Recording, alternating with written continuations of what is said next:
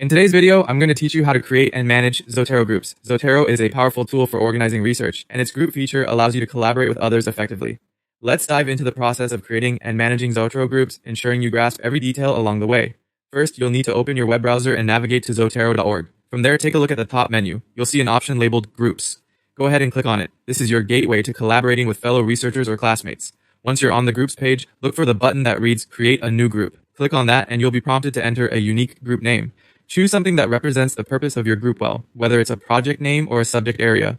It's important to get this right as it sets the tone for your group's identity.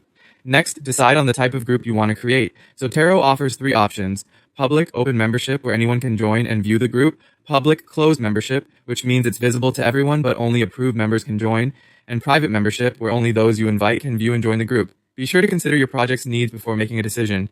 If you're working on a niche research topic, a private group might be best to keep things under wraps until you're ready to share. After deciding on the group type and entering the necessary details, click on Create Group. Your group will now be set up and ready for further configuration. Managing your group efficiently is essential. To add members, navigate to your group page and click on Manage Members. Here you can invite new members by entering their Zotero username or email address. You also have the ability to assign roles.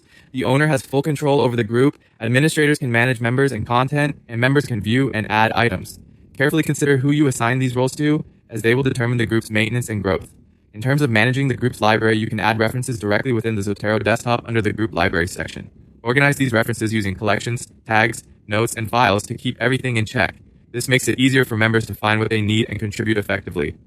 Lastly, if you need to manage your profile, click on your profile icon and make the necessary edits. A well-maintained profile helps other members recognize you and fosters better interactions within the group.